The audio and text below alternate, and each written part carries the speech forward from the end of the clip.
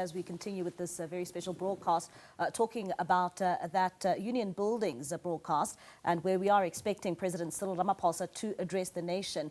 For more on this, so we are now joined by Dale McKinley, a political analyst, to give us some analysis in terms of what he is expecting the president to talk about tonight. And Dale, thank you so much for joining us here in SABC News.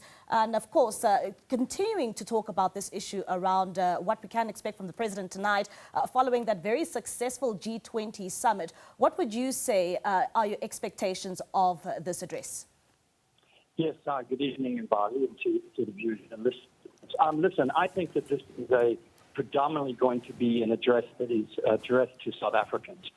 I think what the president is going to do is he's going to take credit for, as you mentioned, pulling this off, first of all, despite the boycott of the United States. He's going to assert South Africa's independence and voice as a voice of the continent. He's going to try to basically say that the values and the things that they pushed, I think, within the G20 are consistent with our Constitution, what we stand for as a country, and what we fought for, and just try to remind people. Because my sense is that what he's going to do and why they want to address the nation at the moment is precisely because of a domestic kind of politics that is taking advantage of a situation where the local government elections are coming up next year. The ANC really needs a lot of fuel in their tank, so to speak. And I think he's going to use this speech to try to bolster and to fill that tank. And Dale, coming back to some of the issues facing the nation, I don't know if you've seen some of the Sunday newspapers, and we'd heard previously that we should expect some sort of resignation.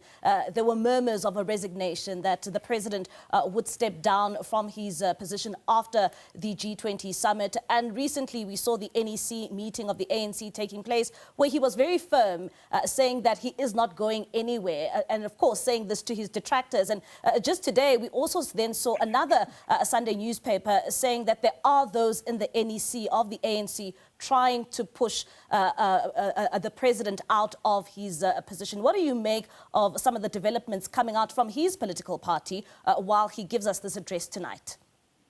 Yeah, well, I'm not surprised. I mean, the ANC, as we know, is factionalized, and so one would expect that those factions that oppose the president are going to use this opportunity to try to make some ground. I don't think they hold much water. I don't think they hold the majority. I don't think it's going to happen. But it serves other agendas. Basically, it serves an agenda where this is a long-term game. This is not about whether I don't think the president is going to be resigning now. But the president is in his last term, and the succession battle is on within the ANC. So it's about who's going to position themselves in that battle. It's also obviously around some of the elements that have left the ANC, but who still hold sway within the ANC, like those within the MK party and what we've seen there, and that kind of politics. So I don't think it's going to go very far in terms of the debate itself. But I think the importance of it is that this is going to be a sort of forerunner of what we're going to see over the next year and year and a half, in particular, leading up to the next elections, where you're going to see jockeying, where you're going to see using all of these different platforms for the factional battles that are going to take place within the ANC. But right now, the president is fairly strong. I think he feels fairly confident, and I don't think he's too worried at the moment about that situation. And speaking about the ANC and the politics of the country, and of course, looking at a statement, Dale, coming in this evening from the ANC saying that these reports are misleading and destructive. But during this time, these are some of the reports we'll see, like you're saying, because the ANC is heading to its conference in the next year or so. Yeah, I mean, look, this is politics. And so I think, what many of us are looking at this address and saying, well, we're talking about the G20, and fair enough. There's quite a number of things. But that's why I said I think that this is a platform for the president to bolster his faction and certainly bolster a message that says, listen, you can trust us. We can pull these things off.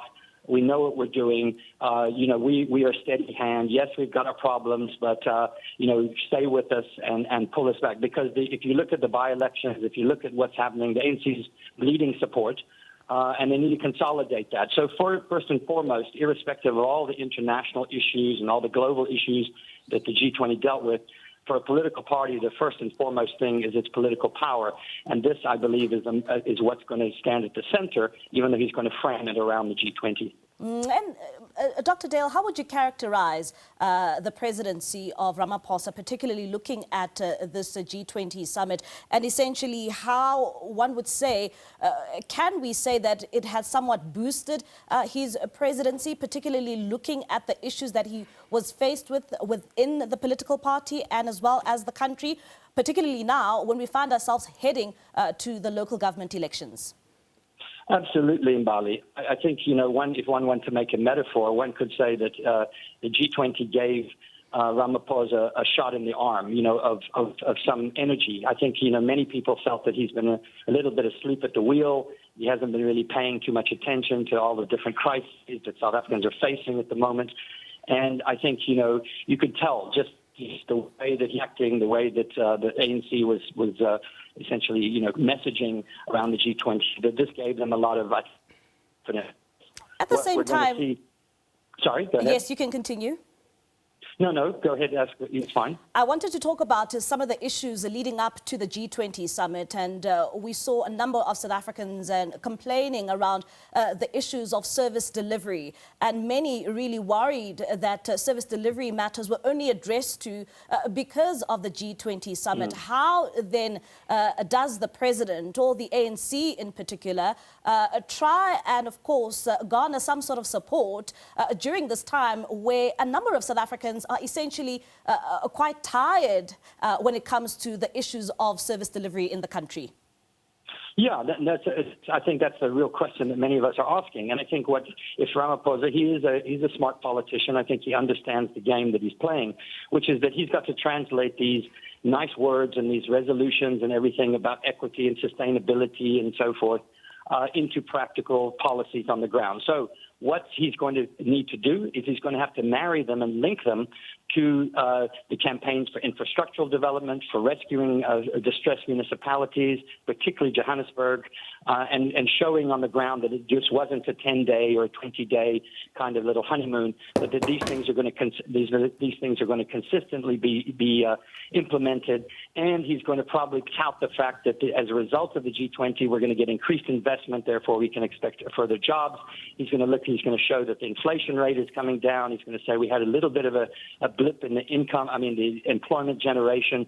So he's going to try to, I think, play it up and then make the connections. But what South Africans want to see is beyond, as you mentioned, beyond just a short-term period. And that's going to be, we're not going to be able to tell that from this speech.